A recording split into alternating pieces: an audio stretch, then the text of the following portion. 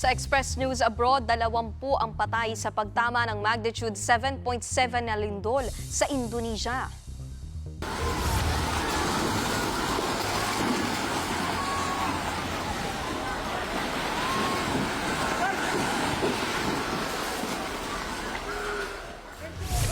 Sa pool sa video ang pag-collapse ng gusaling yan sa isang pantalan sa Flores Island. Ang isa pang anggulo, kita ang paanong inuga ng lindol ang building hanggang nagsibagsaka ng mga tipak ng pader.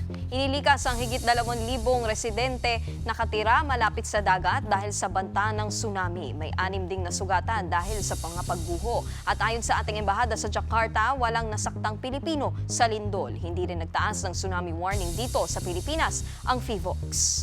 Mga kapatid, Nikki de Guzman po. Para sa mga impormasyong dapat ninyong malaman, mag-follow at mag-subscribe na sa social media pages ng News 5.